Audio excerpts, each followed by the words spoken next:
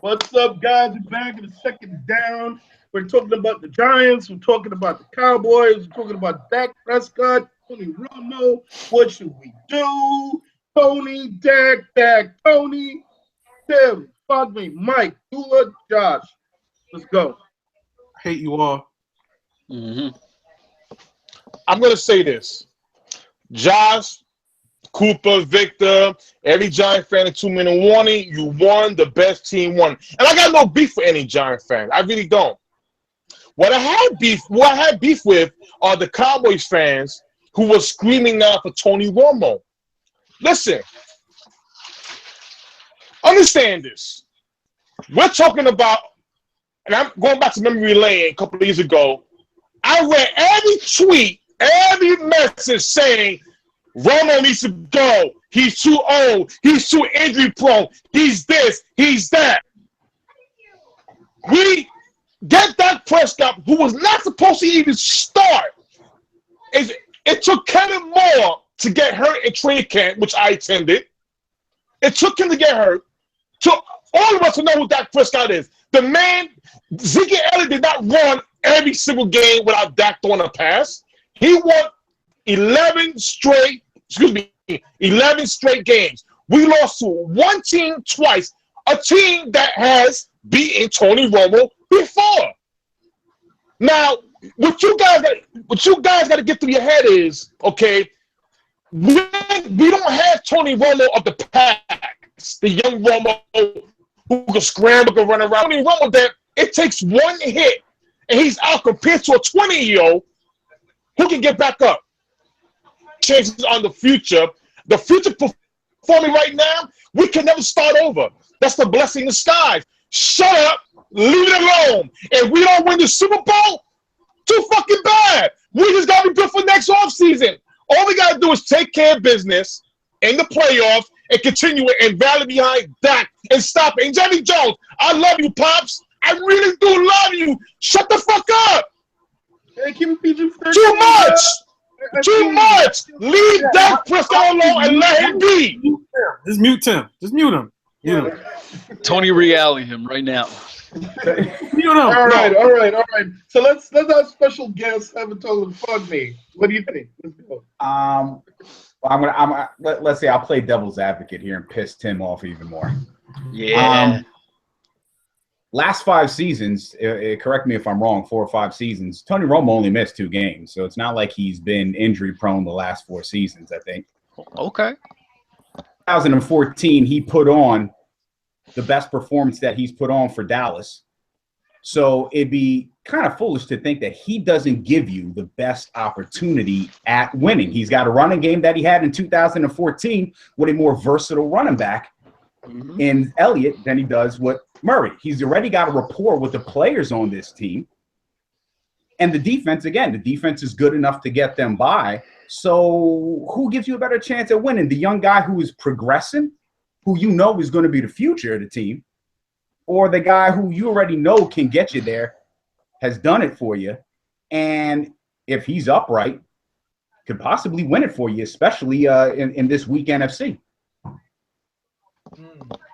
I have to agree. And before, Tony went down this season, he already said it. He thought this was the best team he's had in his whole career.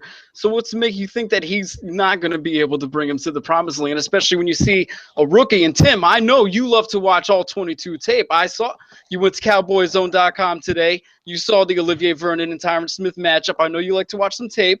So if you went back and watched the Cowboys tapes through all the season, you'll see that Dak Prescott gets a lot of time in that pocket, enough time to pick his nose, look to all 3 options, and then finally make his decision. He's had great numbers. I'm not going to deny that, and he's played great for a rookie. Absolutely. But you put anybody in his position, I think anyone is going to have success with what he's got in front of him.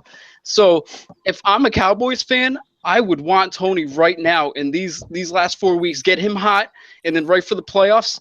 You have no idea what he can do, especially with the way your defense is playing. Top 10 defense is playing right now. Hey, guys, I'm going to bring up an old situation very similar to this one, which played completely opposite to what you're saying. This is Patriots 01, baby. Drew Bledsoe got hurt. Brady came in. Brady did the damn thing, struggled against the Browns, and everyone was like, oh, Drew Bledsoe's good. Should we bring him back in? And the Patriots said, shut the fuck up. And they ended up winning mad championships. And they found Tom terrific. My thing is, if you think you have it in Dak, that's my thing. Now, if you're on the fence on Dak, I'm with you. Go with Tony. But if you really think Dak is that dude, you can't risk breaking that ego. You can't risk breaking his psyche if you think he's the future. That's the real question you got to answer. Because if you think Dak Prescott is the franchise quarterback, you need to leave it alone. Don't bench him if it's anything other than health. Because now he's going to be like, do I got it? And now you're going to open up a whole new can of worms. I will, extend that a little bit. First and foremost, Tony Romo peaked with that team. Tony Romo did a lot with the Cowboys, but he peaked. How many NFC championships has Tony Romo played in? 0. How many playoff wins does he have? 2? 2. And it's not all his fault. He has 2. It's not all his fault. Nope. I'm not putting the blame on him, but he's peaked. The Cowboys got as far as they could with him. There's nothing wrong with that. Here is the thing about young quarterbacks.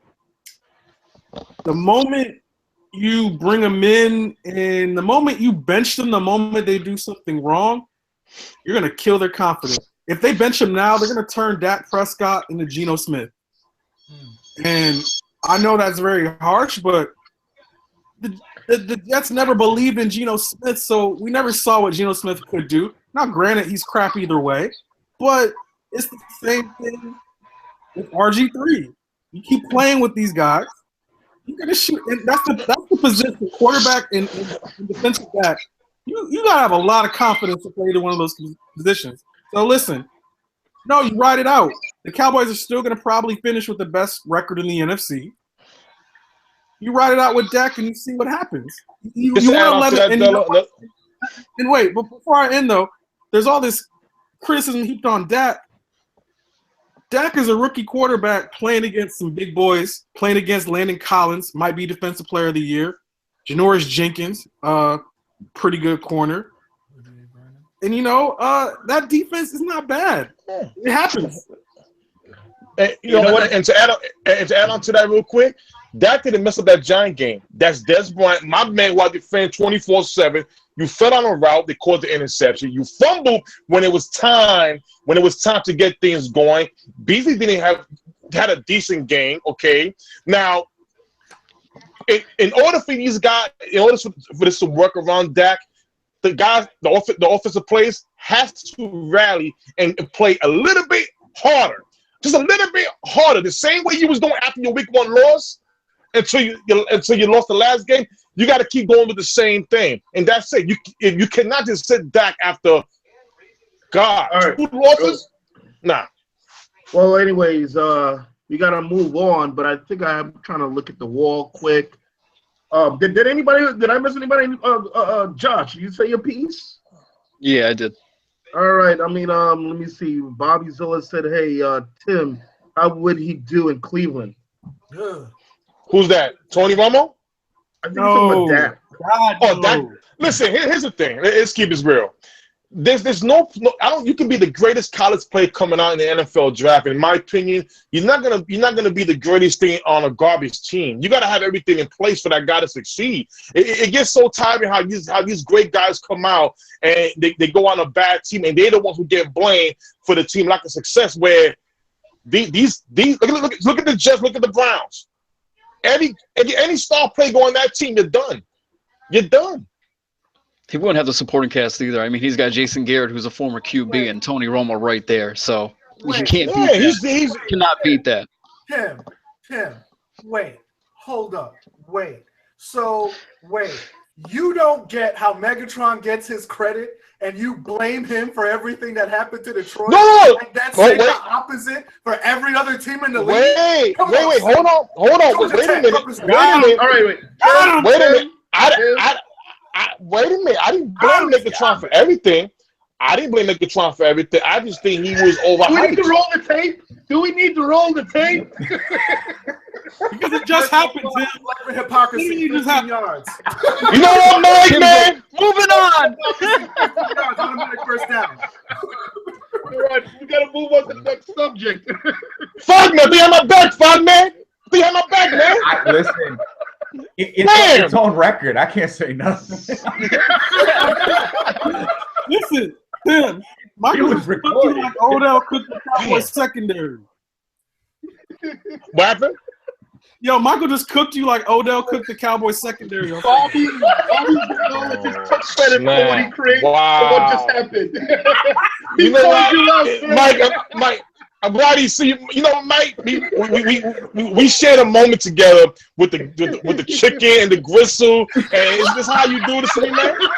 We had a moment a couple of years ago, man. We had a moment. Gristle, you gotta eat With the gristle. We had that moment. You gonna get roasted, bro. All right. Next up, Yeah. about the Cowboys and the and the Giants. So. Oh, listen, it's very simple.